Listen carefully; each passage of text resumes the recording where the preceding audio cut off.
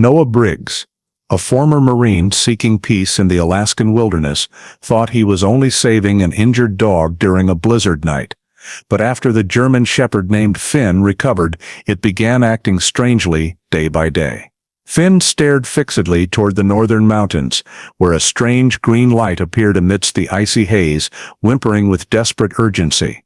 It wasn't haunted by its wound, but was trying to convey a warning. Trusting his companion's instincts, Noah followed it for hours through the snowy forest until they found a rusted steel door, sealed from the inside, bearing the inscription, Project Aurora.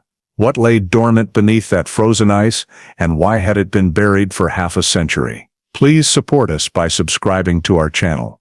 In the heart of the Alaskan winter, as winds from the Bering Sea howled like the wails of lost souls, Noah Briggs lived alone in an old wooden cabin deep within the snow-covered pine forest. Each morning, he stoked the fire, drank strong black coffee in silence, then checked his traps through the cutting morning fog.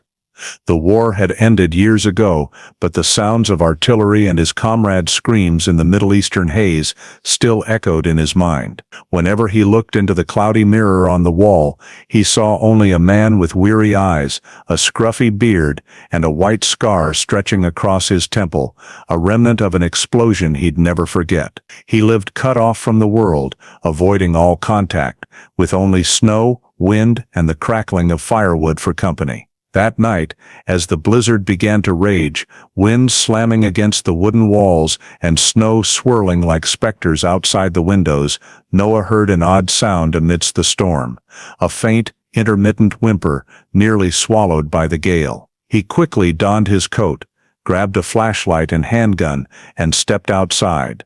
The dim yellow beam cut through the white snow, illuminating a frozen stream about 50 yards from the cabin. There, he saw a dark shape trembling in the snow, a German shepherd, gray with black patches, its flank caked in blood. A bullet had pierced its left shoulder, the blood frozen into a dark red streak. Noah knelt, his calloused hand touching the stiff, cold fur, feeling the faint but resilient breathing. He said nothing, only gently lifted the dog, holding it close to his chest, and trudged back through the blizzard to the cabin. All night, he cleaned the wound, heated a needle over the fire, and stitched the bullet hole with old medical thread. The dog opened its eyes, amber eyes gazing at him, unafraid, with a quiet endurance, the same look he'd seen in soldiers who survived bombings. He named it Finn, for no particular reason, just because the name sounded like something still pure in this broken world. In the days that followed, Finn recovered faster than Noah expected. It roamed the cabin, lay by the hearth, occasionally lifting its head to listen to something Noah couldn't hear. On clear nights, when the snow stopped and the sky opened into a murky black curtain, Finn would sit on the porch, staring north toward the mountains shrouded in cold mist. At first, Noah thought it was listening for wolves or reindeer, but then he noticed something strange. On the northern horizon, there was sometimes a faint green light, not like the aurora, but artificial, pulsing, flickering in a steady rhythm like an electrical signal. He tried to ignore it, but Finn's unwavering gaze unsettled him. One afternoon, as the sun set early and snow began falling again, he followed Finn through the forest. Snow crunched under his boots, his breath turning to white vapor. Finn led him through a small valley where the ground cracked into ice-covered fissures. There, beneath thick snow, Noah's flashlight reflected off a dull metallic surface. He knelt, scraping away snow with his axe, revealing a rusted steel door half buried in ice, etched with the faint inscription, U.S. Project Aurora. His heart pounded. The door was ice-cold, with cracks around the edges showing it had once been welded shut. He looked up at Finn. The dog stood still, ears pricked, eyes fixed on the door, as if waiting. A strong gust blew through, carrying a deep, hollow hum from beneath the ground. Noah hesitated for a few seconds, then turned on his headlamp and used his military knife to pry open the lock.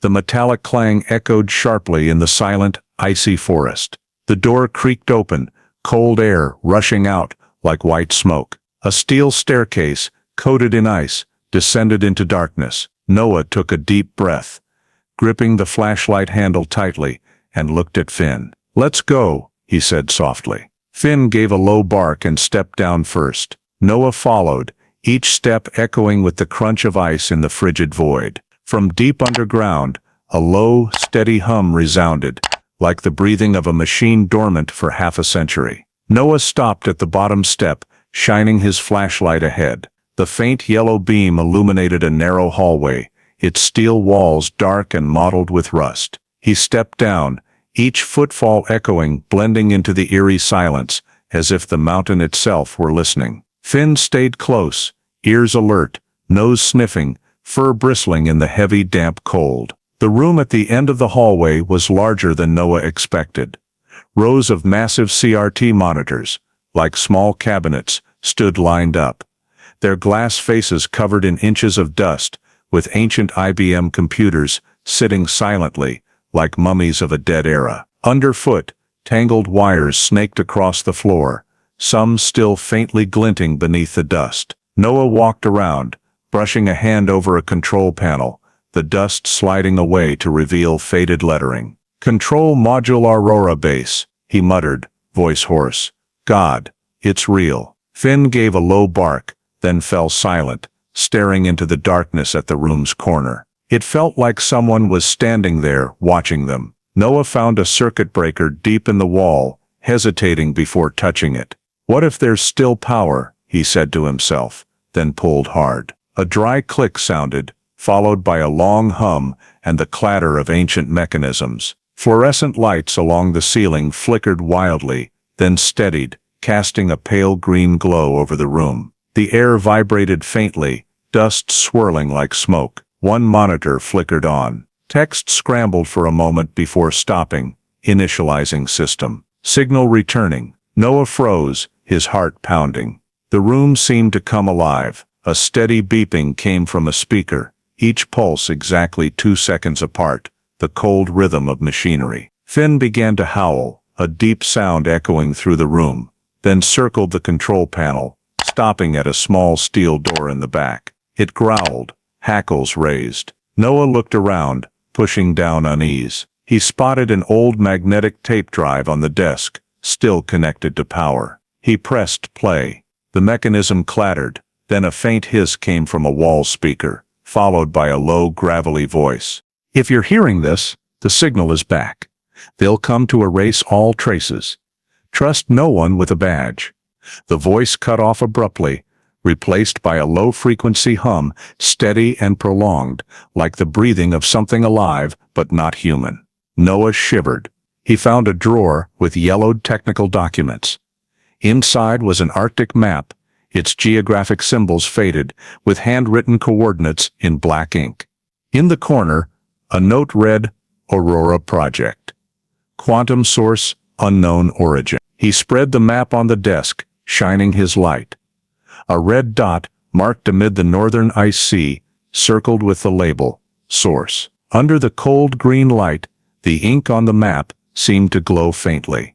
Finn whimpered, stepping back, eyes fixed on the paper. Noah leaned closer, the fine print becoming clearer as he tilted the light. "Access denied, classified 1972. He recognized the coordinates, pointed to an area modern maps called a no data zone, a former nuclear energy test site from the Cold War, now permanently closed. He brushed dust off an old keyboard, pressed a few keys, and a nearby monitor lit up, displaying files, log_1_1972. Video_Aurora_main. Map_cold_signal. One spoke, voice distorted. Frequency 1.8 Hz. "It's not a natural signal." Then the screen cut to black. Noah sat still, fingers trembling slightly. The hum grew louder, as if from deep beneath the floor. Finn barked loudly, circling him, claws scraping the steel floor with a shrill screech. Noah returned to the tape drive, ejecting the data reel. A sharp click echoed in the silence. At that moment, every light in the room flickered wildly, white-green light flashing, then shifting to a gray-green like a distorted aurora. Noah's body went numb, skin prickling. The air pressure changed, his ears ringing. Finn howled, the sound stretching endlessly. Suddenly, every monitor lit up at once. Text scrolled too fast to read, then paused for a few seconds on a single line. Transmission complete. Signal returning to origin. The ground beneath them trembled faintly, ice particles falling from the ceiling onto his jacket. Noah reached to shut off the breaker, but it was too late. A blinding green light surged from the floor, reflecting off the icy ceiling, piercing outward like a living beacon. A deep, heavy roar sounded, making him feel like he stood beside a massive engine. He pulled Finn close, shielding its head, and looked toward the staircase.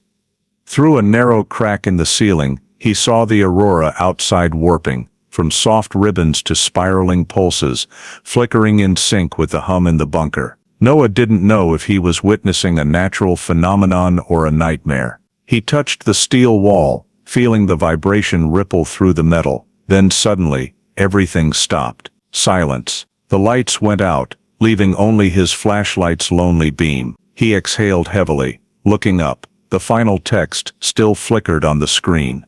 Signal sent awaiting response. Noah stood frozen for a few seconds, his shirt soaked with sweat. Then a distant thud echoed. The roar of helicopter blades tore through the night, shredding the blizzard's veil. Noah crouched low, pulling Finn into a hollow between two ice-covered rocks, his breath forming thick white clouds. Searchlights from the helicopter swept through the forest, their beams flashing off the ice, like hundreds of watching eyes. The wind and engine noise blended into a sharp, metallic sound, echoing across the valley. Noah peered through a gap between the rocks. The helicopter was descending, its rotor wash kicking up a swirl of loose snow, revealing the frozen ground and the gray steel of the bunker door. 3 men stepped out, dressed in thick black coats, faces half covered by reflective visors. Under the light, silver badges on their shoulders glinted, but ice and snow obscured the text, leaving only faint, scratched military insignia. One man held a signal detector, its antenna spinning, red light blinking. A radio crackled through the wind, faint but clear enough for Noah to catch a few words. The signal was triggered again. The voice was cold, flat, unsurprised, as if they'd anticipated this. Finn growled softly, eyes locked on the clearing. Noah placed a hand on its neck, signaling silence. He didn't know who they were, but years in the military told him their movements and discipline weren't those of ordinary researchers. The man with the detector approached the bunker door, kneeling to shine a light, ordering the others to spread out. One knelt, inserting a probe into an ice crack, a small screen in his hand, lighting up with oscillating waveforms. "Still active," he said curtly. The leader frowned, pressing his radio. "Confirmed. Residual energy. Source remains underground." He paused, listening. After a few seconds, a distorted reply came through the wind. "Secure the site. No exposure." They began setting up a temporary fence with collapsible gear, planting it around the bunker, small red lights forming a warning circle. Another man pulled out a long metal rod, driving it into the ground like a radiation probe. A yellow light blinked, emitting a steady tick. Finn shifted, sniffing rapidly, a low growl in its throat. Noah felt its body tense like a coiled spring. He pulled the dog closer, whispering, "Quiet, they'll hear." But as he spoke, a searchlight swept through the forest, slicing through ice-covered branches, grazing their hiding spot. The light was so bright, Noah had to close his eyes. Finn let out a short snarl, then fell silent. When the light passed, Noah opened his eyes and saw one of the men standing about 30 yards away, facing the forest. Beneath the reflective visor, his eyes weren't visible, but Noah knew he was looking straight at him. The man said nothing, standing still as wind stirred snow around his feet, then slowly raised a hand to his radio. "There's movement in the trees." His voice was low, steady, clear. Noah's heart raced. He eased back into the rock crevice, pulling Finn close, slowing his breathing. Even the faint crunch of snow could betray them in this silence. Probably wildlife, another man replied. Thermal shows low heat signature. 2 points. Small. 2. The first asked, pausing before glancing at a device on his wrist. A green light blinked, emitting a steady clatter. One large, one smaller, moving together. Noah's hand tightened on the handgun at his hip, old combat instincts flaring. He calculated the wind direction, the light, the distance to the slope behind. If they advanced a few more steps, he'd have to retreat or be spotted. But instead of approaching, the man with the device switched it off, shaking his head. Probably wolves. Leave it. We're not staying long. They pulled back to the bunker door. The leader scanned the area one last time. The searchlight sweeping across the ice, pausing on Noah's faint boot prints. He knelt, examining them, then spoke softly into his radio. Footprints? Not ours. No response came. Wind whipped up, stirring a haze of snow. The man looked toward the forest again, as if trying to pierce the darkness. Noah held still, feeling time freeze. Finally, the man spoke, his voice icy. We're not alone. Another replied, copy, mark and withdraw. They packed up, dousing lights. But before boarding the helicopter, the leader turned back one last time. Under the final sweep of light, Noah saw his face through the visor. A long scar from cheek to neck, a mark of someone who'd survived violence. For a brief moment, their eyes met through the distance and snow. Not hostility, but recognition. He knew Noah was there. Noah held his breath, heart pounding. The lights went out, the engine roared, and the rotor wash swept everything away. The helicopter lifted, the faint green Aurora reflecting off its hull, making it look like a silent shadow drifting from the world. As the sound faded, Noah remained still. Wind whistled through the branches, snow filling his old tracks. He turned to Finn. The dog growled low, hackles raised, eyes tracking where the helicopter vanished. I know, Noah said softly, his voice lost in the wind. They'll be back, Finn responded with a tired, wary whimper. As they trekked back to the cabin along the mountainside, the Aurora flickered on the horizon, now not green but silver-white, like a scar of light across the sky. Noah said nothing more, but a cold, clear realization echoed within him. They had known about him before. Not just because of tonight's signal, but because someone, somewhere, had been watching him all along, waiting for this moment, the moment he opened a door that should have stayed buried beneath the ice forever. The snow hadn't melted when dawn arrived. The faint light of the winter sun cast a gray-white hue across the sky, and the forest remained deathly still, as if nothing had happened. Noah returned to the cabin as fog still clung to the pines. Along the way, he saw no trace of the helicopter or the men from the night before, only faint swirls in the snow, already filled by the wind. Finn limped beside him, occasionally stopping to sniff the air, ears still pricked with caution. As they neared the cabin, Noah immediately sensed something wrong. Fresh boot prints circled the porch, deep, heavy, not his own. Some tracks were evenly spaced, like a soldier's march. He stopped, signaling Finn to lie down. Holding his hunting rifle tightly, he circled to the back door. It was unlocked. The hinges were still warm, suggesting someone had opened it minutes ago. Inside, the cabin was lit. Warmth from the hearth spread, but Noah knew he'd doused it before leaving last night. You can put the gun down, Briggs. A man's voice came from the dining table, calm, as if it were an ordinary morning. Noah didn't lower the rifle. Who are you? The man leaned back in the chair, wearing a thick gray coat, a small badge on his shoulder, glinting in the firelight. He was about 40, with short hair, a clean-shaven jaw, and steel blue eyes. He placed a U.S. Homeland Security cap on the table, then slowly extended a metal ID card. Marcus Hale, federal agent. We need to talk. About what? Noah asked, voice rough. About you entering a facility sealed since 1972, Hale replied, his tone even, neither threatening nor explanatory. Aurora doesn't exist. Understand? Noah frowned. If it doesn't exist, why are you here? Hale gave a faint, cold smile. Our job is to ensure things that don't exist stay that way. He stood, slowly walking around the cabin, eyes scanning every item, every map pinned to the wall. How long have you lived out here alone, Briggs? Long enough to not like strangers in my house. Hale nodded slightly. Then this is an exception. Last night, an unauthorized signal went out from this area, strong enough for our satellite radar to pick up. Know anything about that? Noah stayed silent. Their eyes locked. Finn stood in front of the hearth, growling softly, not taking its eyes off Hale. You've got a dog, Hale said, eyeing Finn appraisingly. It was injured. Small caliber bullet, not from hunting. You're watching me? We watch this area. You just happened to be on the map. Hale paused by the window, looking out at the snowy forest. You were a Marine, right? Iraq, 2011. I read your file. Left the service without medical clearance, moved to Alaska 2 years later, cut contact with everyone. Now, suddenly, a facility 10 miles from here gets activated. I need you to tell me, what did you do down there? Noah's grip tightened on the rifle.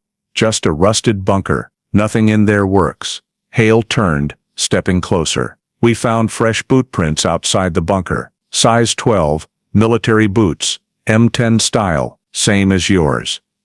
They don't make those for civilians. Plenty of people served like me. Not many live 10 miles from there. The air grew heavy. Finn stepped forward, fur bristling. Hale glanced down, shaking his head slightly, then reached into his coat, pulling out a paper. You don't need to say more. This is a non-disclosure agreement. Sign it, and we act like we never met. In return, you stay undisturbed in this cabin. No one bothers you, as long as you keep quiet. Noah looked at the paper, reading the first line. Non-disclosure agreement under the National Security Act, Level 4A. A blank signature line sat at the bottom. He looked up. If I don't sign, then you come with us. To Anchorage. There's a small room, no windows, where people will ask the same question over and over until they believe you. Trust me, Briggs. They're very patient. Finn growled low, a sound like a blade. Hale didn't move, only tilted his head, looking at the dog with an odd mix of caution and pity. Your friend here, he said slowly, doesn't seem to trust me. Neither do I. Noah replied, voice like stone. They stood facing each other for a long moment. Finally, Noah lowered the rifle, placing it on the table. Give me a pen. Hale handed him a black marker. Noah signed, his stroke sharp, cold. When he set the pen down, Hale nodded, folding the paper into his briefcase. Good, now forget last night. You were never down there, never saw anything, and if anyone asks, you were hunting. Clear? Clear, Noah said, his voice carrying no conviction. Hale put his cap back on and walked to the door. Before leaving, he paused, tossing out one last remark. A piece of advice, Briggs. In Alaska, some things are better left under the ice. Humans can't handle that kind of truth. The door had just closed, and the wind on the porch howled before fading, leaving a heavy silence in the cabin. Noah stood staring in the direction Marcus Hale had gone, the agent's cold, even voice still echoing in his ears. In Alaska, some things are better left under the ice. He lit a cigarette, the flickering flame reflecting in his weary eyes. Finn sat by the door, ears pricked, occasionally glancing outside, as if expecting someone to return. Noah removed his heavy coat, hanging it on a hook, and something fell to the wooden floor with a faint clack. He bent down. An old data drive, its scratched metal casing bearing a faded label. But Aurora, 1972, master log. He turned it in his hand, a thin layer of dust coating its surface like a testament to time. When had it gotten there? He might have slipped it into his pocket in a panic down in the bunker, or someone could have placed it there when he wasn't looking. Either way, its presence sent a chill down his spine. Noah brought his laptop to the table, plugging the drive into a USB port. The dark screen slowly lit up, emitting a faint hum from the cooling fan. A single folder appeared, named Aurora_archive, containing a series of numbered files. Log_001, log_128. The screen went black, then displayed green text streaming like rain. coordinates, dates, and frequency values. A sine wave oscillated on a graph, the green light pulsing in an electrical rhythm. Amid the code, a text block appeared. Source frequency detected at 1.8 Hz. Non-natural pattern. Quantum fluctuation sustained. Unknown origin. Noah frowned. A 1.8 Hz frequency, too low for a standard signal, yet matching the rhythm of seismic activity. He opened another file.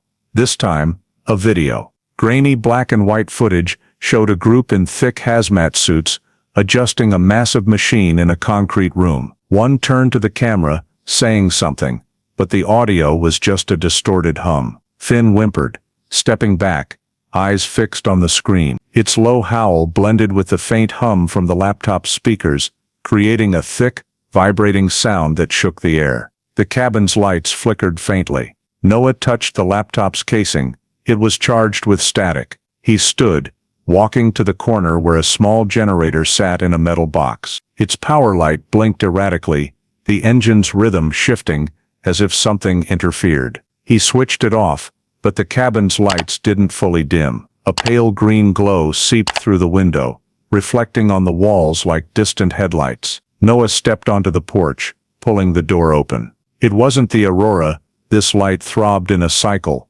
matching the frequency on the graph he'd seen. 3 short pulses, one long, then silence, repeating. He closed the door and turned back. The laptop screen had changed.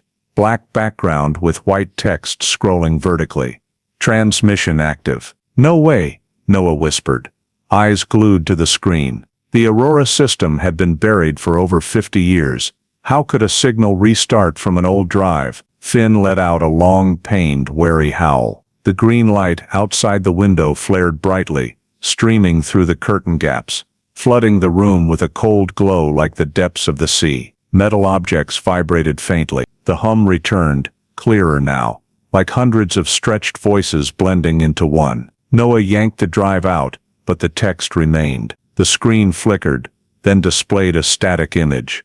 A map of northern Alaska, with concentric circles around coordinates, 71° N, 149° W, the same spot he'd seen on the bunker's map. In the bottom right, a string of characters blinked.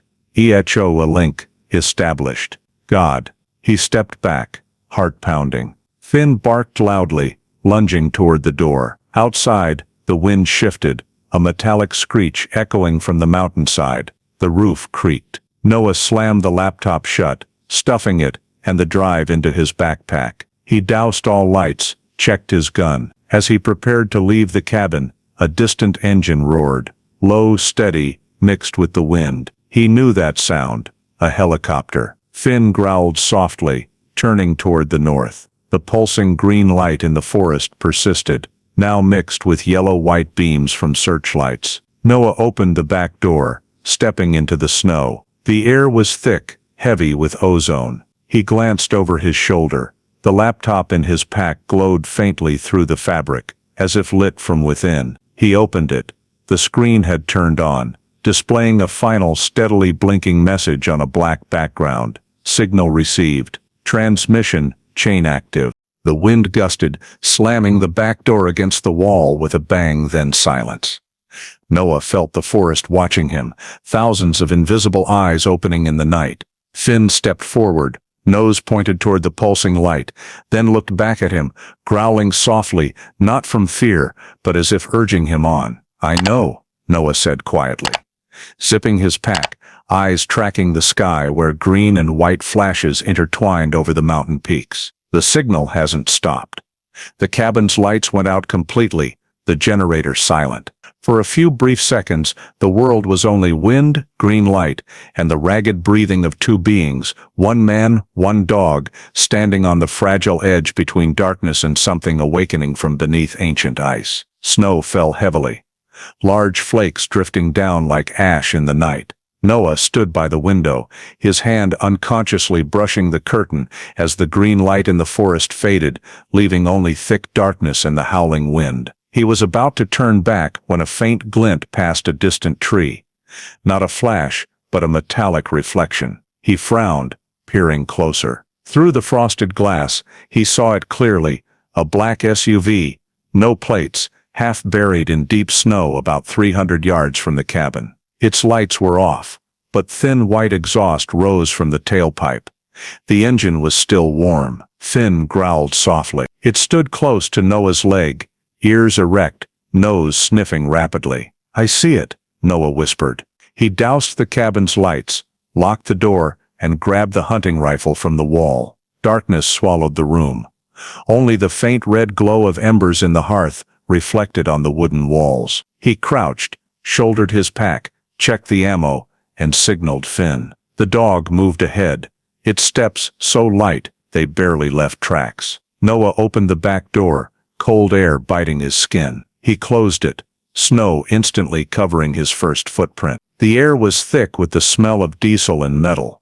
He knew that vehicle, a V8 engine, the kind the government used for covert ops. An eastern wind blew back, pelting snow into his face, stinging his eyes. He moved quickly, skirting the cabin's edge, keeping his shadow in the darkness of the tall pines. Finn paused midway, growling softly, nose pointing toward the cabin's window. Noah turned, and in a flash, saw a thin red beam sweep across the wooden wall, slowly scanning the window like a laser thread, seeking a target. He hissed softly, "Run." Finn bolted ahead, Noah close behind. The red beam swept again, this time stopping exactly where he'd stood moments ago. A faint pop sounded.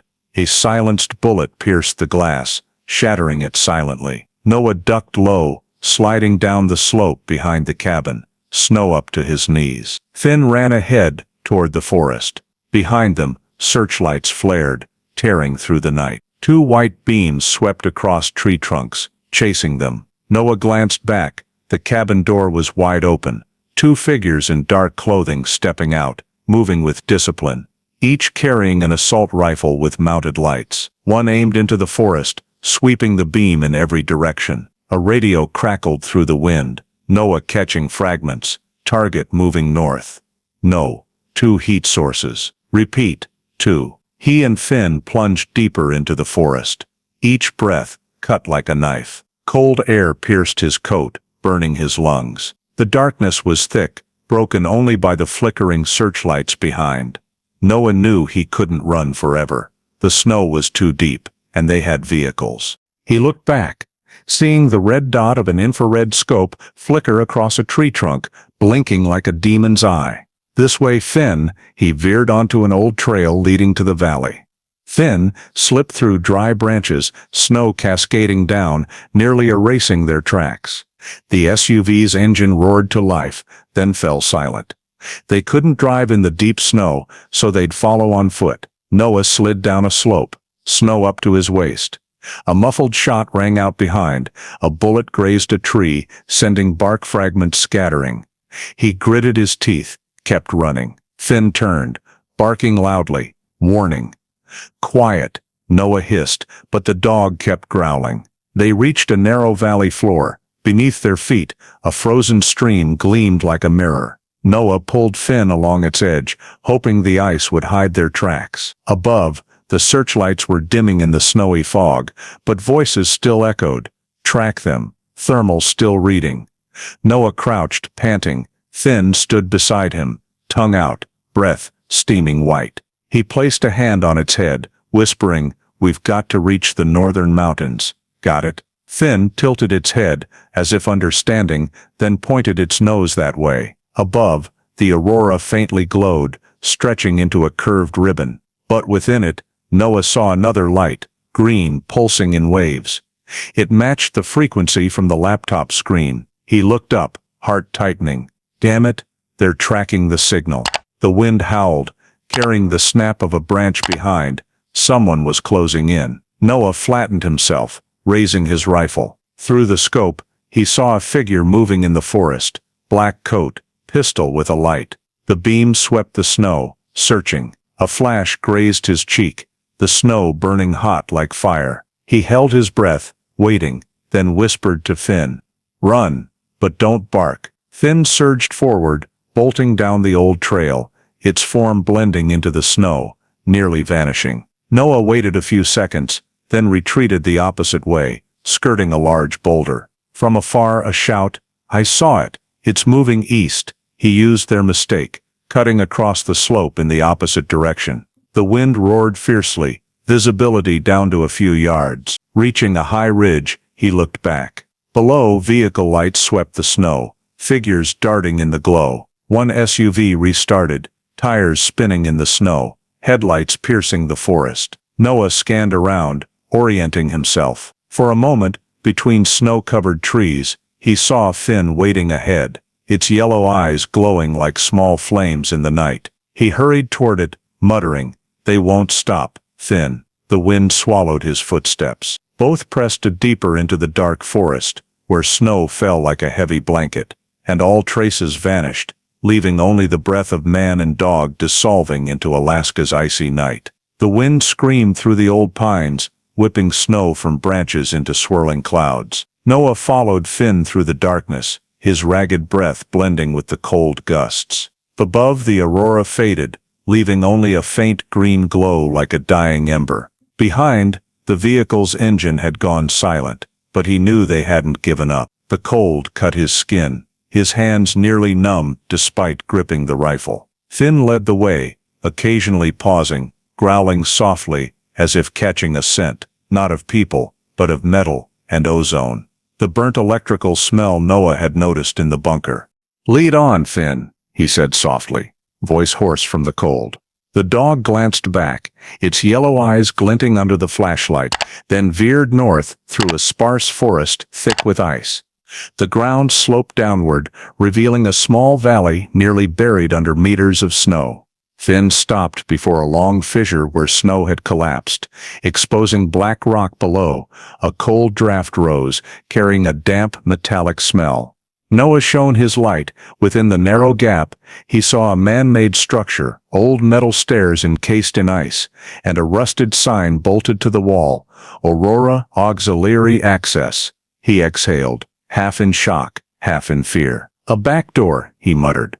"God, how big is this bunker?" Finn growled softly, stepping forward and looking back, tail flicking, urging him on. Noah removed his glove, pressing his palm to the steel door's edge. The metal was freezing, but beneath the ice, he felt faint warmth.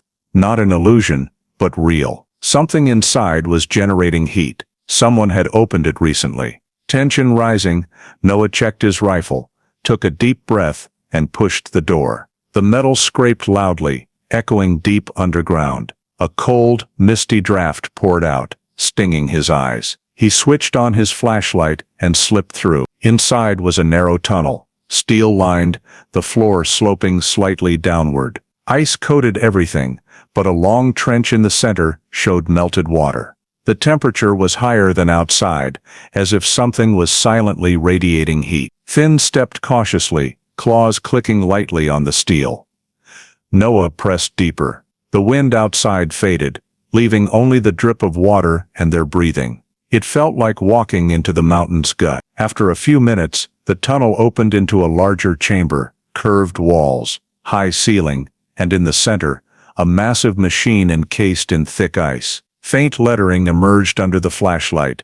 "Reactor core, quantum resonance." "Energy reactor," Noah whispered. He approached, hand trembling as he touched the ice on the machine's casing. Suddenly, a faint glow appeared beneath, a pulsing green, weak like a human heartbeat. Finn whimpered, backing away, ears flattened. Noah looked around. In the corner was a small control panel on the wall, its CRT screen dust-covered, but with a faint power light glowing. He brushed off the dust and pressed the start button. The screen flickered, then displayed clear green text in the dark. "Signal received." Noah froze. The signal wasn't cut off, wasn't dormant as he'd thought. This reactor bunker was still active, still receiving a signal from somewhere. He stared at the frequency graph, crawling across the screen. 1.8 hertz, steady, continuous, uninterrupted. "No way," he breathed, almost a whisper. This thing never shut down. Finn growled softly, eyes fixed behind him. Noah turned, heart clenching on the opposite wall, beneath the ice. He saw faint human handprints on the steel, clearly recent. Someone had touched this wall, passed through this tunnel, and might still be somewhere in the bunker system. He slowly backed toward the door, eyes on the machine. The glow inside the steel flared brighter, pulsing faster, accompanied by a low hum resonating through the space. Ice particles on the ceiling vibrated, falling like rain onto his shoulders. Finn barked loudly, the sound echoing, answered by a deeper, distant rumble from below. Noah gripped his rifle, flashlight sweeping the room. No one, just cold air, and the green glow from the reactor reflecting on steel. But he knew something was happening. This machine was responding to something outside, or deeper below, where he couldn't see. He mentally cataloged every detail, then pulled Finn back to the tunnel. The hum followed, steady like a metallic heartbeat. Near the door, Noah glanced back. The CRT screen still glowed, the green text blinking like an indelible reminder. Signal received. As he pushed the steel door open, icy wind rushed in, snuffing out the warmth inside, but the low hum lingered in his ears, unsure if it was the bunker's echo or something else stirring from the ancient ice. Finn bounded out, snow up to its chest, still growling softly toward the distant mountain peak, where the faint green light pulsed weakly. Noah looked up, breathing the frigid air, and said softly, almost a confession, "We're not just being watched, Finn. This thing, it's listening back." The low hum followed them as Noah and Finn returned to the auxiliary control room where he'd seen the green text "signal received" light up the screen. The bunker air was thick with ozone, tinged with the scent of melted ice. From the ceiling, cold water dripped steadily onto the steel floor, ticking like a clock. Noah swept his flashlight around, illuminating dozens of metal filing cabinets, many dented, some welded shut. Finn circled slowly, nose to the ground, growling softly. Noah crouched, spotting a crooked brass plaque on the wall, its paint long gone, leaving only faint letters, "Research, Earth Core Resonance." He froze. Not a space project.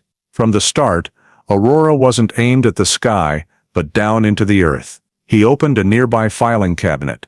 Inside were dozens of plastic-sealed documents, scientific and military symbols crowded together. He pulled out a few thick folders, flipping through, scanning the titles: Magnetic Resonance Experiment, Core Layer Penetration Test, Energy Emission, Pattern Consistent at 1.8 Hz, Unknown Source Detected, Behavioral Pattern Observed. Noah frowned.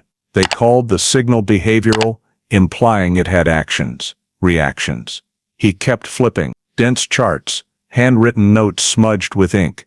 Response delayed 3.6 s, indicates processing time. The phrase chilled him. Processing time. If this was just an energy experiment, why was there a response? He carefully tucked a few folders into his coat, then moved to a row of old machines in the corner, where a smaller magnetic tape system sat, unlike the one upstairs. Dust coated it, but a faint power light glowed. He plugged it in, the machine humming to life, then a crackling speaker sounded. An old, distorted voice emerged through the machine's hum. February 14, 1972. Dr. Calloway, final log.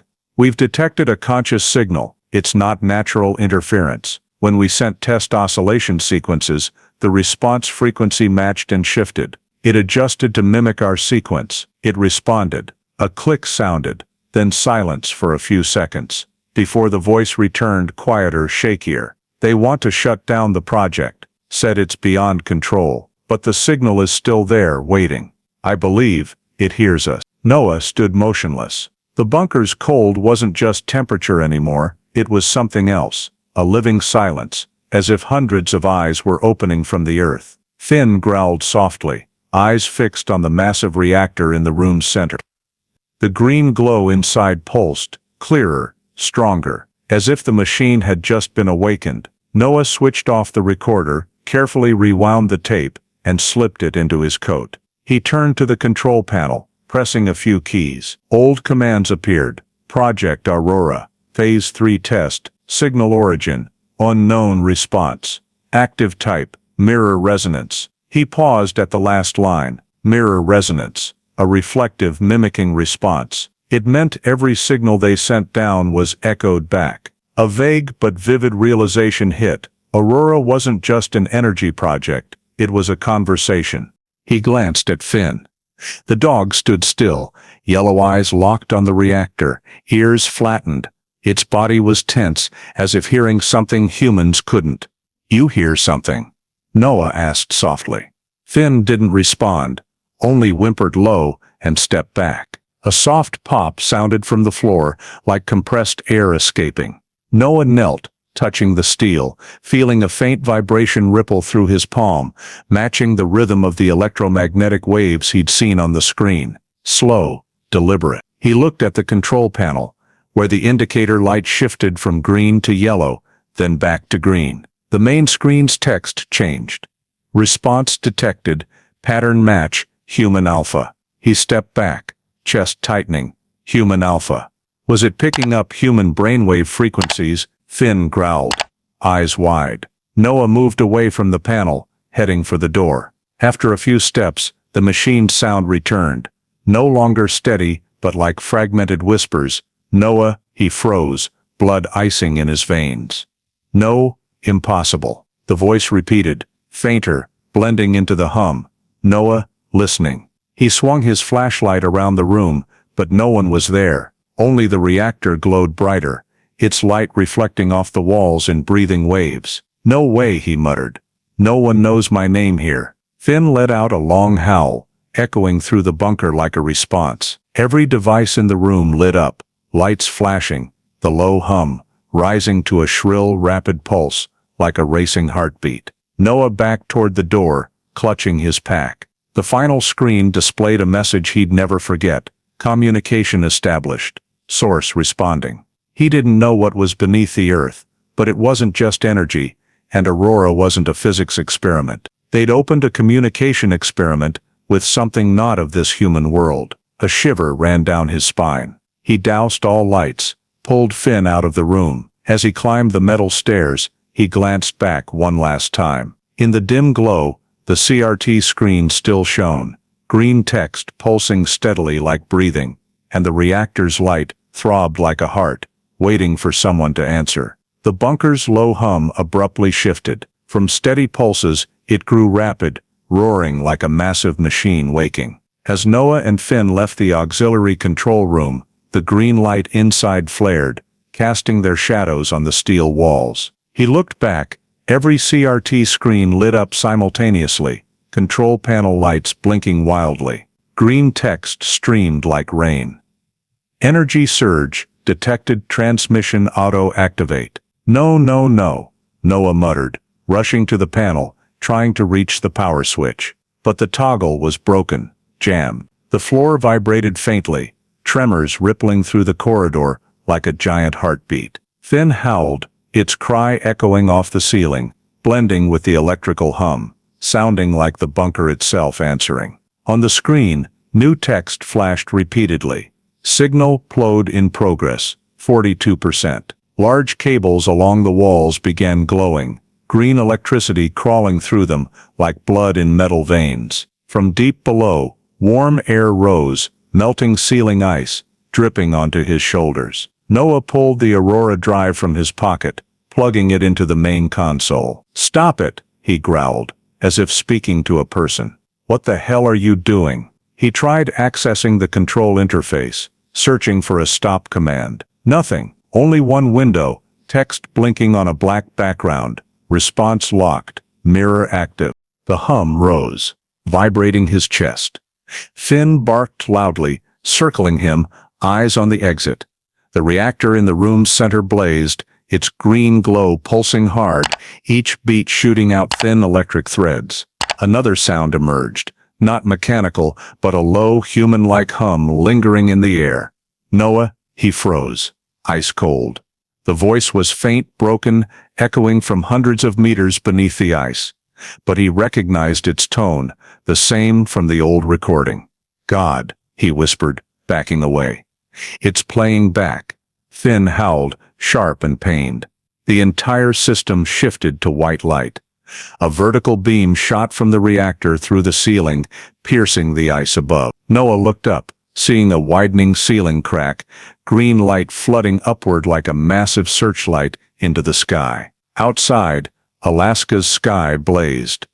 The soft aurora warped, twisting into a massive spiral, its center directly above him. The light spun, dense, forming a spiraling structure like a storm's eye. Noah squinted through the crack in the blizzard. He saw moving flashes, helicopters. Rotor blades roared, and a voice boomed through a loudspeaker, cutting through the wind. "Briggs, stand down. You are trespassing on federal property. Stand down immediately." The sound erased his last doubts. They'd tracked the signal and knew exactly where he was. Noah bit his lip, tasting metal. He yanked the drive from the console, stuffing it into his coat. The screen went dark instantly, but the reactor's glow didn't stop. "Let's go, Finn," he shouted, his voice lost in the machine's roar. The dog bolted toward the corridor, claws slipping on the metal floor. Above, a loud explosion sounded, followed by crunching like breaking stone. Ceiling ice cracked, snow dust falling like rain. A radio crackled from somewhere, distorted target confirmed below, preparing entry. Noah gripped his pack, running with Finn through the narrow icy tunnel to the auxiliary exit. The machine's roar followed, relentless, like an obsessive call. As he ran, green light trailed them, reflecting off ice walls, turning the space into a glassy maze. Finn barked loudly as cold wind from the exit hit. The air carried salt and snow dust, signaling they were near the surface. Noah glanced back one last time. Deep in the bunker, the beam had become a massive energy surge, piercing the sky, shaking everything. Ice shards fell, shattering. He ran full tilt, sliding down icy slopes, heart pounding. Finn surged ahead, its shadow stretching in the green light. The helicopters above grew closer, rotor wash blasting snow into a frenzy. Another voice blared through a speaker. "Briggs, stop moving. You're in danger." "It's not me," Noah yelled, knowing no one could hear. "It's the thing below." Finn howled, its cry echoing in the narrow tunnel, blending with the reactor's hum. They burst from the bunker as a blinding light pierced the ice behind them. Noah stumbled into the snow, feeling fleeting heat on his skin, real heat in the frigid ice. He rolled, pulling Finn close, and looked skyward. Above, the Aurora had become a massive energy vortex, its center blazing like a second sun. Helicopters circled, caught in turbulent winds. One wobbled, tilting sharply, then stabilized. Through the wind, Noah heard a radio voice. "Signal spike, it's broadcasting." He looked at the drive in his hand, faint green light seeping from its edges, hot, nearly burning. Noah understood, as long as it stayed near the reactor, the signal would never stop. "No way," he said softly, tucking the drive deep into his coat, turning to Finn. "We've got to go. We've got to get out of here." Finn looked at him, then at the sky, where the Aurora tightened into a storm of light. Noah shouldered his pack, crouched low, and they ran along the icy path toward the forest, where thick darkness still offered cover. Behind, the Aurora bunker roared like distant thunder, and green light trailed them, reflecting off the snow as if the sky itself was watching. The wind howled fiercely, whipping snow into tiny daggers against his face. Noah crouched, running along the mountainside, each step sinking knee-deep. Behind, helicopter searchlights lit the sky, white beams tearing through the blinding blizzard. Rotor blades growled, mixing with the distant hum of snowmobiles. Finn ran close, its strong legs plunging through deep snow, but the steep, slick ground made it stumble. "Noah Briggs," a voice boomed through the sky, distorted by wind. "You're carrying something that doesn't belong to you. Stop." Noah didn't stop. He didn't trust them, or anyone who'd set foot in Aurora. All he knew was that from the moment communication established appeared, something beneath the earth had awakened, and the drive he carried was its final link. He couldn't let them take it, or let it fall into anyone else's hands. 3 sharp, dry shots rang out. Bullets hit the snow steps from his feet, kicking up ice shards. Noah ducked, rolling into thick pines. Finn slid after, skidding meters, claws digging to stop. "Go, Finn," he signaled. Searchlights swept the trees, closing in. He knew they had infrared. In this cold, his body was a bright spot against the dark. The only way to hide was to get lower, where the temperature was colder than his flesh. He pulled Finn along, sliding down a slope where snow had frozen into thick ice. Wind roared, snow blinding. They tumbled into a natural ice crevice, narrow and deep, where outside light was a faint blur. Finn whimpered, one front leg drawn up. Noah knelt, heart clenching. The dog's old wound had reopened, dark red blood staining the white snow. "Damn it," he whispered, removing his glove, wrapping the leg tightly with a cloth strip. His breath steamed thickly, hands trembling from cold and worry. "Hold on, old friend," he said softly, rubbing Finn's head. The dog met his gaze with steady yellow eyes, glinting in the flashlight's reflection, as if saying it was fine, urging him to keep going. The loudspeaker blared again, closer, echoing through the ice. "Briggs, we know you hear us. Don't bury yourself with it." Noah froze. "Bury?" He looked up at the crevice's rim, where light swirled. Wind whipped snow into small vortices, ice dust falling on his shoulders. "It's not me they want," he whispered. "It's what I'm carrying." His hand gripped the Aurora drive in his pocket. It was still warm, faintly vibrating, like it had its own pulse. He felt its rhythmic energy through his skin, matching the distant hum from the earth. Above, a figure appeared in the snow, holding a searchlight. A deeper, sharper voice shouted, "Don't get closer. The signal's intensifying. If he's still got the device, this whole area will collapse." Noah looked at Finn, whispering, "They're scared of it." The dog whimpered, as if agreeing. From afar, the helicopter's roar grew louder, searchlights sweeping the crevice, illuminating them. Noah squinted, shielding his eyes. The light was so bright, he saw only white and moving shadows. The speaker blared again, through the wind. "You don't understand, Briggs. It's not just data, it's a transmission conduit. If it connects with the energy below the ice, it'll reactivate the entire system." Noah gritted his teeth, shouting back, "Then why didn't you say that from the start? Instead of sending people to shoot me?" No response. Only wind. Then another voice from the same speaker, quieter, "We can't stop it.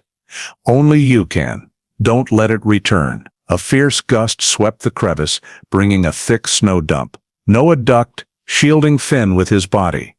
The light above vanished. Down here, only their ragged breathing and racing heartbeats remained.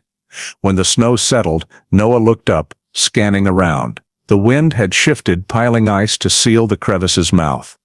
They were temporarily cut off. Noah exhaled, his flashlight catching the ice wall ahead.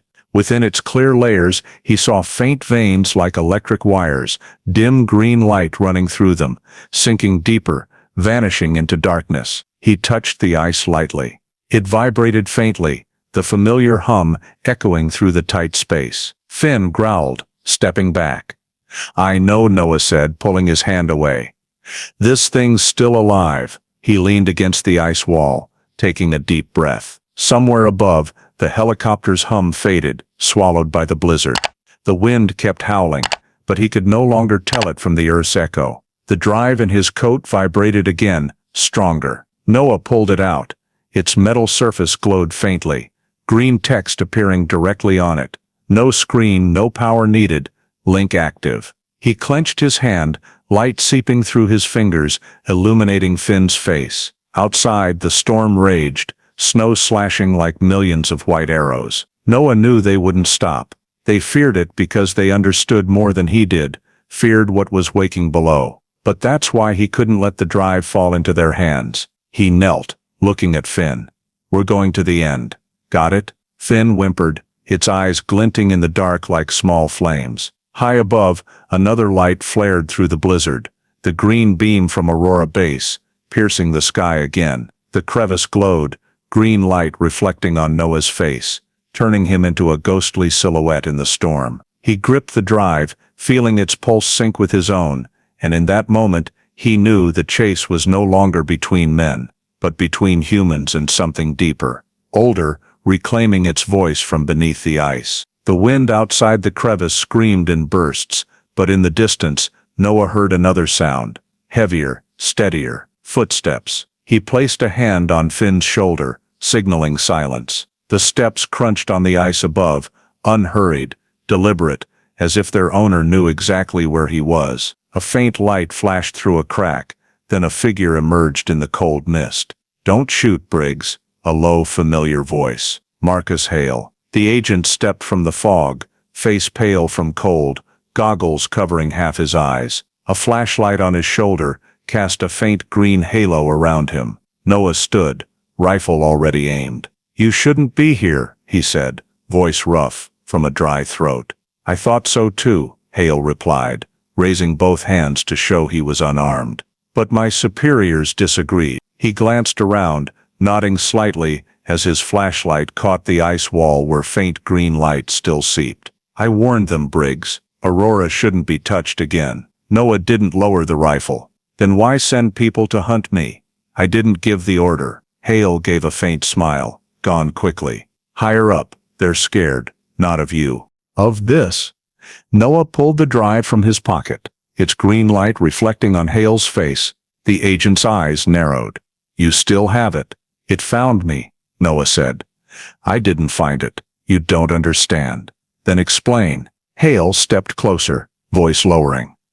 "Aurora wasn't looking for extraterrestrial life like people thought. It was seeking energy from Earth, a sentient source. Something existing beneath this ice, under the planet, deeper than we've ever drilled." He stared at Noah. "And it's listening." Finn growled softly, ears pricked. Noah frowned. "This energy source you're talking about, what is it? A geomagnetic reaction, or something else?" Hale shook his head, a faint laugh. "We thought so too. But when scientists sent test signals, they got responses. The response codes matched our artificial sequences. No natural process could do that. So you admit Aurora was a communication project that should never have started." Noah lowered his rifle, but his eyes stayed wary. "Then why kill to hide it?" The question silenced Hale. For a moment, his face shifted, not the hard agent, but a tired, guilty man. "Because it answered," he said softly, voice hoarse, "and we couldn't control it." "Answered?" Noah asked, stepping forward. "You mean it understood, not just understood?" Hale glanced around, as if afraid of being overheard.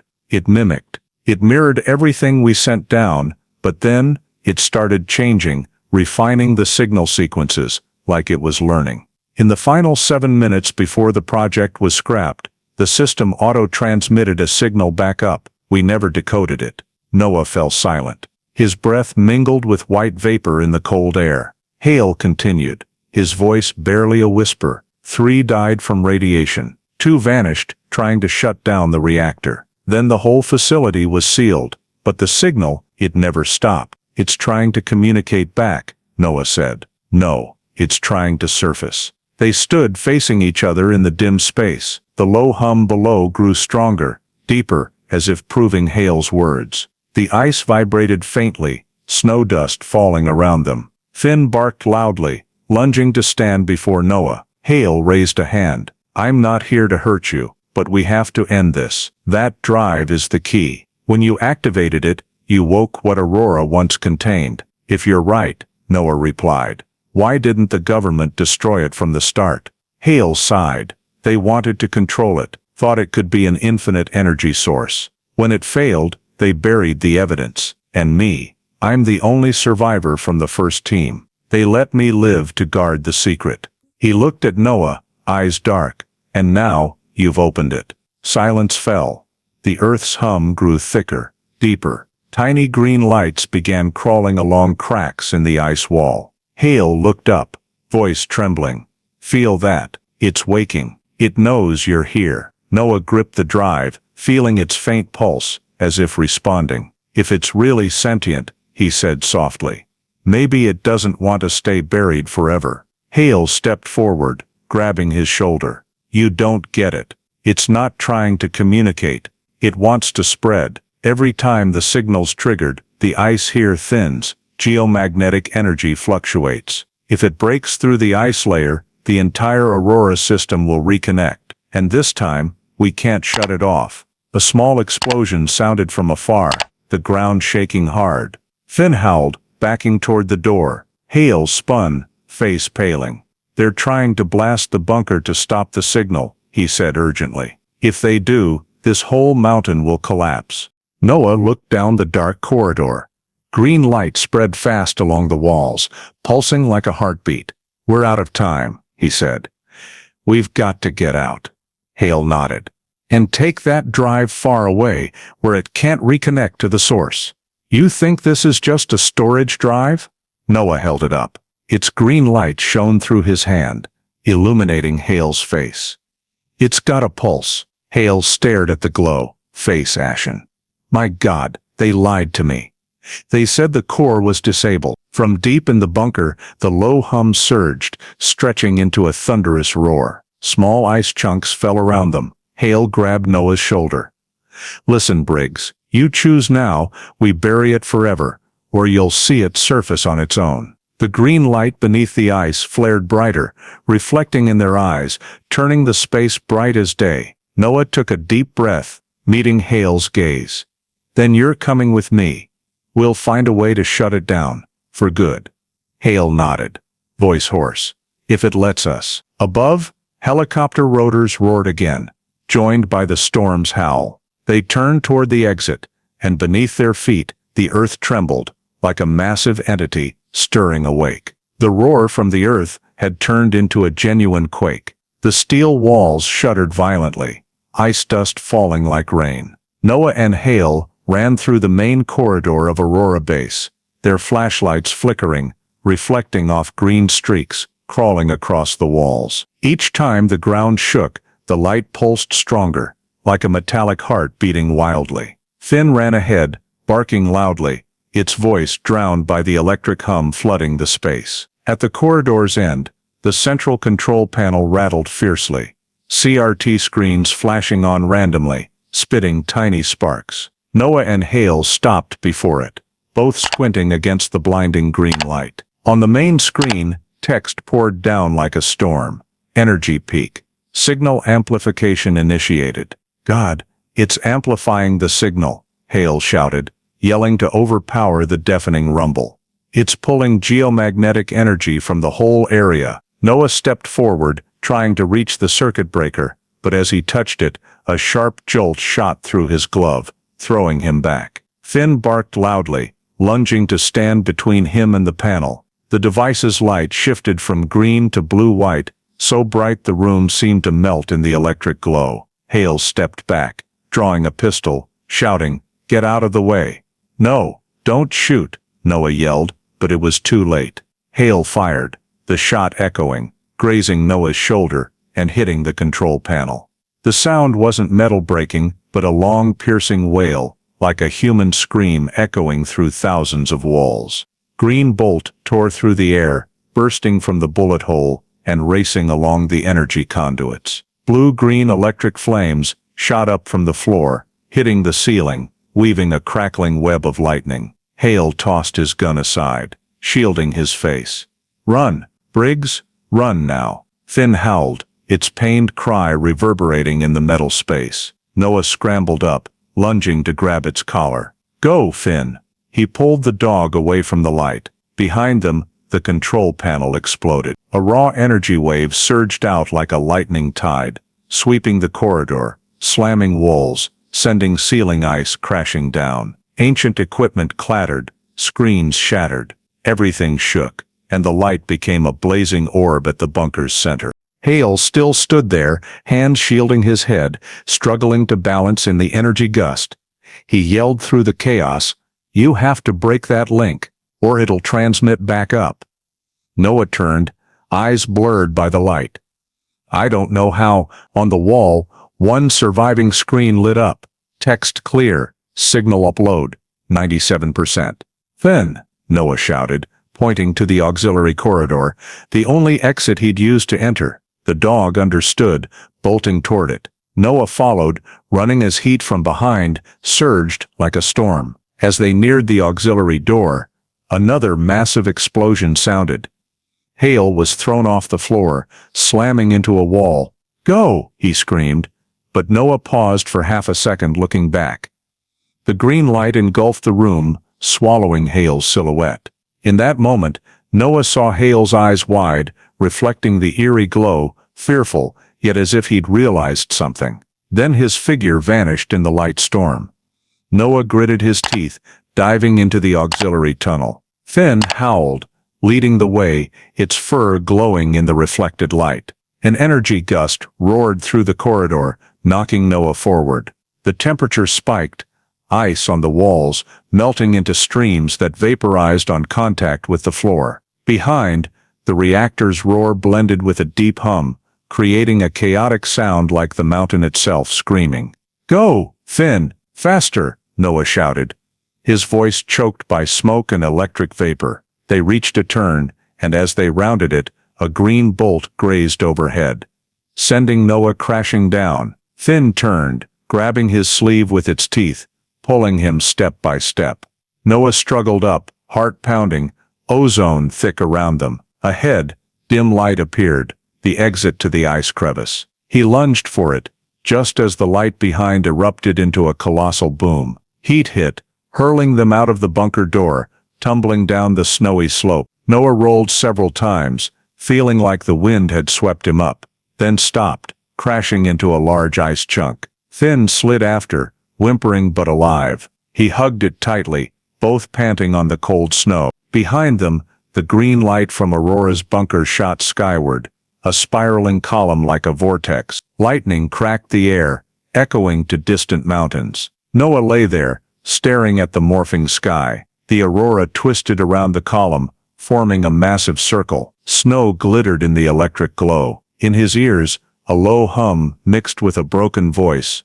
Transmission complete. Awaiting link, he looked at the drive in his hand.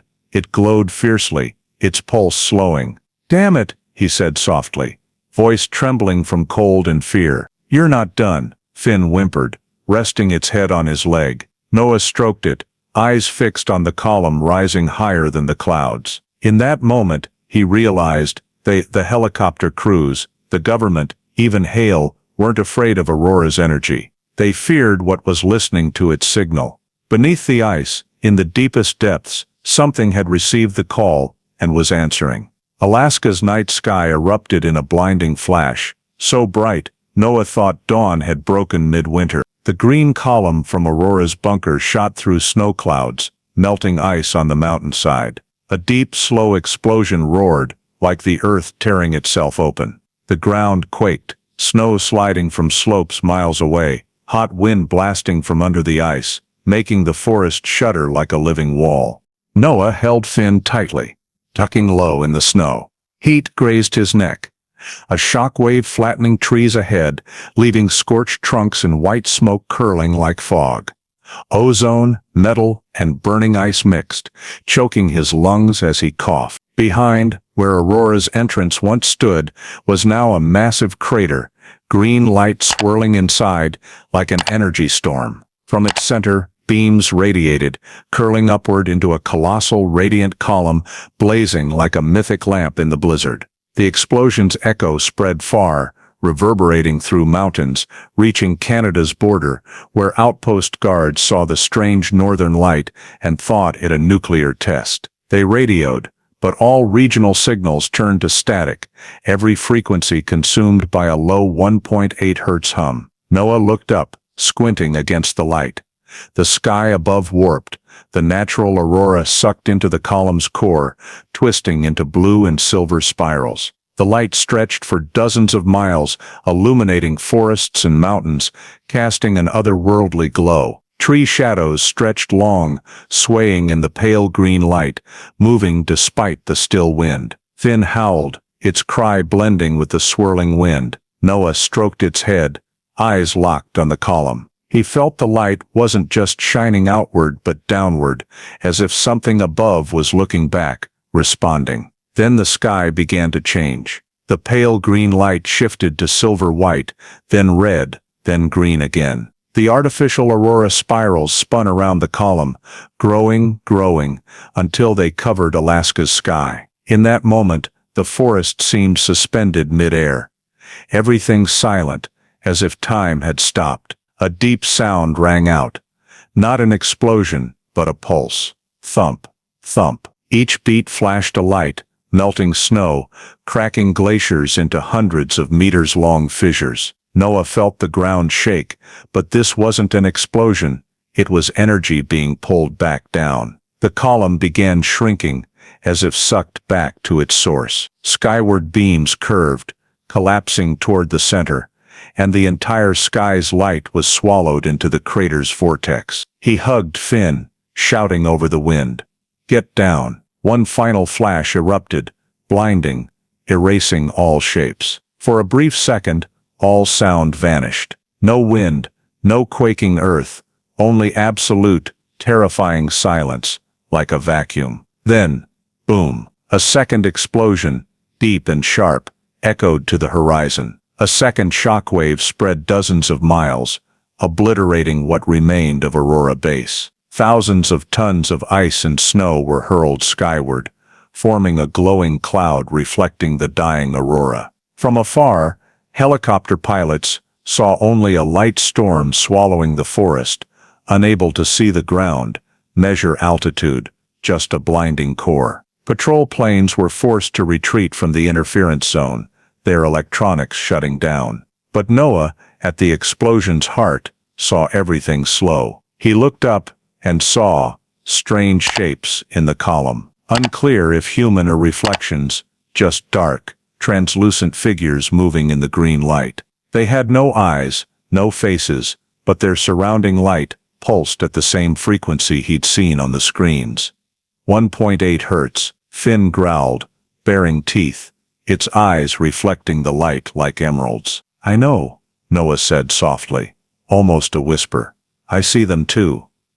The column collapsed one last time, dissolving into thousands of tiny light threads, falling like rain. Snow mixed with the light, making the ground glow, each flake a tiny spark. The sky remained drenched in the artificial aurora, swirling, shimmering for hours, like a door unwilling to close. Noah and Finn sat in a rock shadow, watching the scene in silence. No engines, no helicopters, just wind and light. Slowly, the aurora faded. The sky's glow melted into mist, leaving a black sky with unfamiliar stars. A cold wind blew, carrying the acrid scent of ozone and burnt earth. Where Aurora Base once stood, only a massive smoldering crater remained, hundreds of meters wide. No machines, no structures. Gone, as if they'd never existed. Noah knelt, plunging his hand into warm snow. Finn lay beside him, panting but alive. He looked around, the forest silent, bathed in the final green glow from the crater's depths. "It's over," he exhaled, breath dissolving in the mist. But deep down, he knew it wasn't true. In his ears a steady, distant rhythm persisted, not his heartbeat, but from the earth below, a faint reply. Thump, thump. Finn lifted its head, ears pricked, eyes fixed on the crater. There, amid rising smoke, a faint light still pulsed. Aurora may have exploded, but the thing below was still alive. Dawn rose slowly after the long, radiant night, the first sunlight glinting off ice like 1,000 tiny blades. No column, no artificial aurora, just vast white snow and faint smoke from the crater. Rescue helicopters circled the area, their engines echoing off cliffs. On the ground, a search team in white hazmat suits moved slowly through shattered ice. The first to spot them was a sergeant. He knelt, brushing snow off a man lying prone in the valley. "I've got a survivor." His voice crackled over the radio, hoarse. Beside Noah was Finn, motionless, half covered in snow, faint breaths forming small vapor clouds. Both were lifted onto stretchers, taken to a field medic station miles away. When Noah opened his eyes, he saw only the blinding white of lamps. A heart monitor beeped steadily. A nurse leaned down, voice soft as wind. "Mr. Briggs, you were unconscious for nearly 12 hours. You're lucky." No one thought anyone survived that explosion. Noah blinked, trying to speak, but his throat was dry. He looked around. Finn lay in a corner, leg bandaged, breathing steadier. When their eyes met, Finn's tail weakly thumped the floor, resolute. Another figure appeared at the door. Dark suit, long coat, an ID badge glinting under the light. Homeland Security. The man stepped in, voice calm. "We're glad you're alive, Briggs." Noah stayed silent. "Can you tell me what happened?" The man pulled a chair, his gaze piercing. "We found only an ice slide, no facility in that area. No evidence, no equipment, no bodies. Just a 300-meter deep crater and you." Noah met his eyes, voice hoarse, slow. "Natural ice slide, right?" The agent smiled. "Exactly. That's our official conclusion." He stood, nodding politely. "Mr. Briggs, you need rest. A car will take you to Anchorage tonight. And if anyone asks about this," he paused. Eyes on Noah. "Say you got lost in a storm. No Aurora, no signal. We understand each other, right?" Noah didn't answer. The agent turned, leaving the scent of antiseptic and lingering silence. The door closed, leaving only the wind's howl outside the medical tent. Noah touched his chest, feeling a small hard object in his pocket. The Aurora drive was still there. He didn't know how it survived the explosion, but its metal casing remained ice cold, untouched by fire. He sat up, looking around. No guards, just Finn dozing. He opened his coat sleeve, pulling out the drive.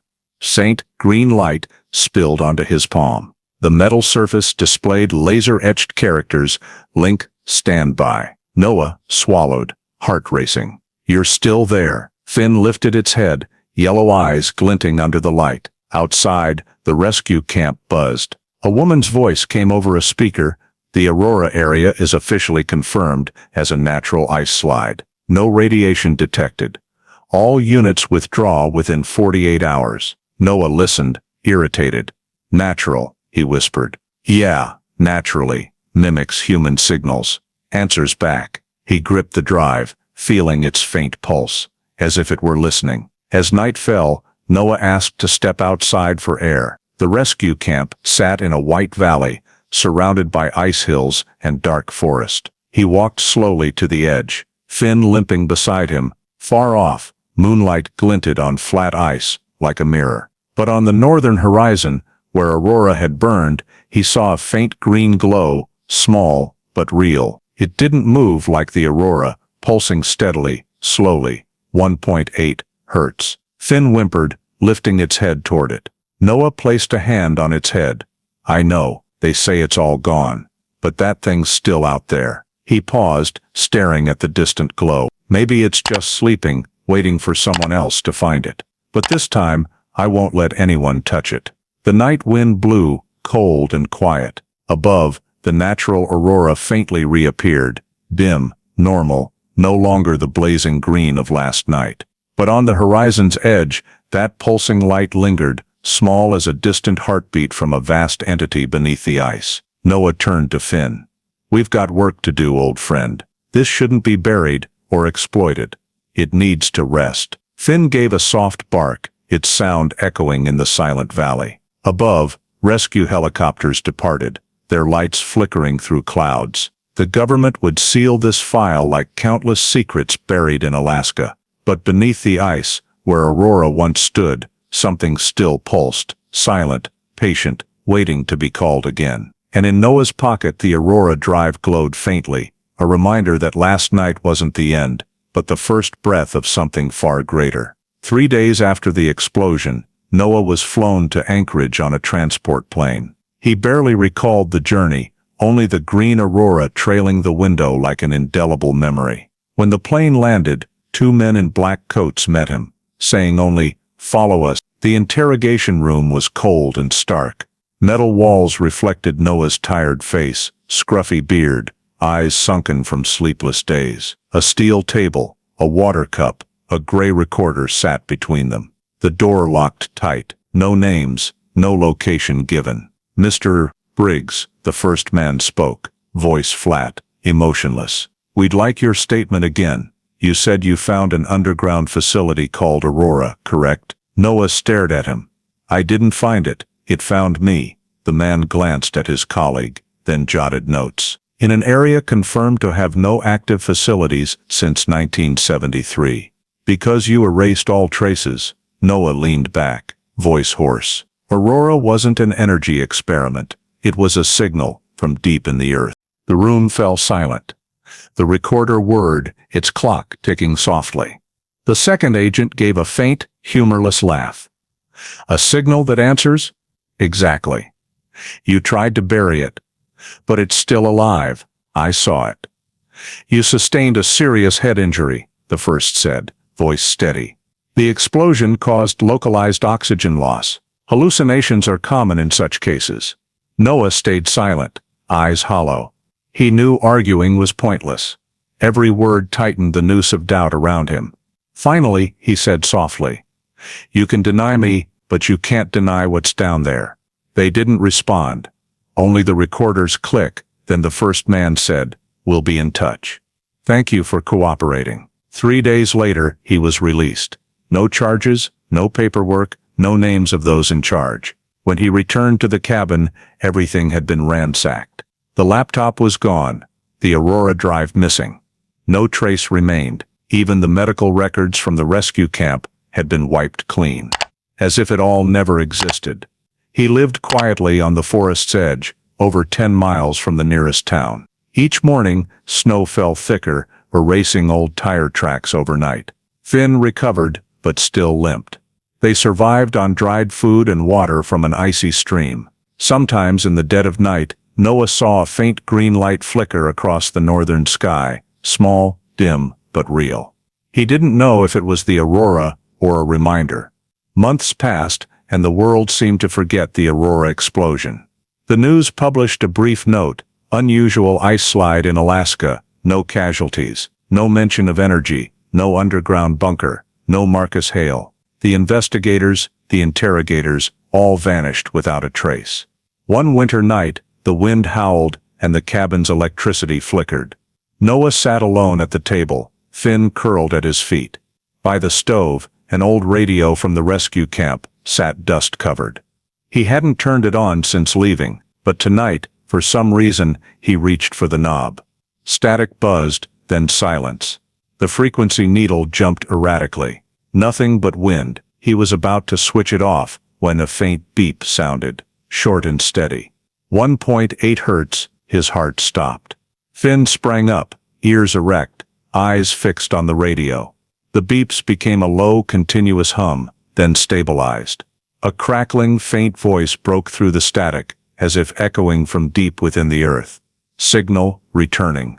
Noah sat frozen, hand gripping the volume knob. The voice vanished after 2 seconds, replaced by a long hum, then total silence. He leaned back, breathing hard, eyes locked on the radio. Finn whimpered softly, as if hearing something beyond sound. Outside, snow began to fall. Moonlight streamed through the window, casting a long streak on the wooden floor. Noah looked toward the forest, where the path to Aurora's bunker once led. Snow covered it, smooth as if nothing lay beneath. But he knew something down there was still breathing. He stood, walked to the window, grasping the icy wooden frame. For a moment, amid the wind, he thought he heard the familiar low hum, slow and steady, like a heartbeat deep in the earth. Finn gave a soft whimper, then lifted its head and let out a long howl. Noah closed his eyes, whispering, "I hear it, old friend. The signal's back." Outside, the wind roared, carrying a strange echo, like thousands of ice grains clashing, forming a low melody of the earth. In the small cabin, the man and his dog sat still, listening to the world beneath them stir once more. On the dusty radio, a small signal light blinked 3 times, then went dark, leaving absolute silence. But in that silence, deep below, a sequence of sounds began to form again. 1.8 hertz, signal returning. That winter passed slowly and heavily. But no more explosions, no helicopters, no federal agents appeared. It was as if the world had forgotten him, or chosen to. When spring came, snow melted into small streams, and Noah left the old cabin, moving near Lake Kasilof, where the water reflected distant ice-covered mountains. He built a new wooden house by hand, rustic but quiet. Finn stayed by his side, its front leg healed but still slightly limping. The years that followed flowed like a slow breath.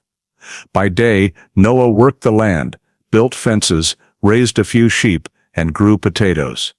At night, he lit the fireplace, read old journals, and listened to the wind through the pines. He spoke little, had no visitors, and never told anyone about Aurora. To him, the story had become part of the ice, cold, heavy, but enduring. Sometimes, Finn lay on the porch, ears turned toward the northern mountains. On some nights, it growled softly, then fell silent, eyes staring far off, as if recalling something only it could feel. Each time, Noah placed a hand on its head, saying softly, "I know, you still hear it, don't you?" Finn didn't answer, just rested its head on his knee, sharing a memory without words. Time passed, and the scars in his mind began to heal. The wounds of war, of Aurora, faded into a hazy memory. But one thing never vanished: the green light. Each winter, when northern winds grew strong, Noah knew what was coming.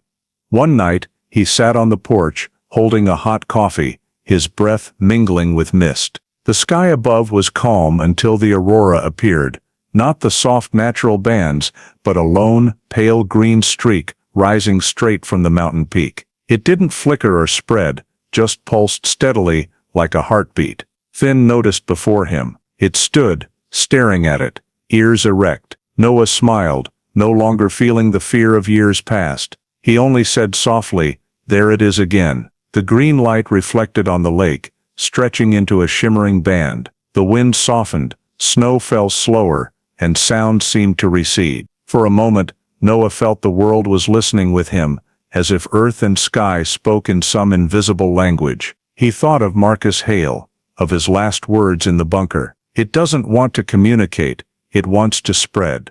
But now, seeing that light, Noah wasn't so sure. It didn't feel threatening. It was quiet, patient, like it was waiting. He sat silently for hours, until the streak melted into the natural aurora. Finn lay by his feet, its large head on his knee, eyes closed, breathing evenly. In the years that followed, the phenomenon repeated. Each blizzard brought the green light to the mountain peak, sometimes for minutes, sometimes all night. Townsfolk spoke of ghost lights in the forest. Some said it was gas flares. Noah never corrected them. He only smiled, silent as one guarding the earth's secret. On the 8th winter, Finn was old, its muzzle silvered. One night, as wind howled, Noah opened the porch door, sitting as was his habit. The green light appeared, fainter than before, pulsing slower, like the breath of someone falling asleep. He watched it, feeling a strange calm, not a mystery anymore, but a familiarity, like meeting an old friend from far away. He said softly, "You're still there, aren't you? Under the ice, under it all. I heard you, and I still do." Finn lifted its head, letting out a long howl, echoing across the valley. The aurora above shimmered, the green streak faintly answering. Noah sat until dawn, the green light fading in the sunlight.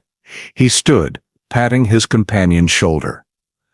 "Come on, old friend, time for breakfast." They stepped into the small wooden house, where chimney smoke rose gently. Far off, the ice-covered mountain stood silent, as if nothing had happened. But deep below, where Aurora once lay, a slow, persistent pulse surely remained, beating in time with the heart of a man who chose to watch it silently, unafraid. Years passed, and Alaska's winters came with their white storms. But in an especially cold year, a group of students from the University of Fairbanks arrived in the northern mountains to study the aurora. They set up a small weather station on a ridge locals called Blue Ridge, near the lake where Noah Briggs lived in seclusion. On their first night, as a blizzard hit, their receivers picked up an unusual frequency. Not typical electrical interference, but a steady oscillation at exactly 1.8 Hz. It pulsed in a near-biological rhythm. Thump, thump, thump, then stopped, then resumed. One student joked, "The Earth's got a heartbeat." But when they analyzed the data, the values didn't match any known geomagnetic or geological echo patterns. On the second night, they took a portable receiver to the ridge's edge, near a deep ice hollow. Digging to place a sensor, their drill hit something hard. Under flashlight beams, it revealed an old, ice-cold, scratched metal fragment buried for decades. They cleaned it by hand, and as light shone through, words emerged clearly. Project Aurora, signal returning. No one spoke. Only the howling wind and a low hum from deep below, as if the metal were still alive. One student took the fragment back to campus. They reported the find, but federal agents seized it.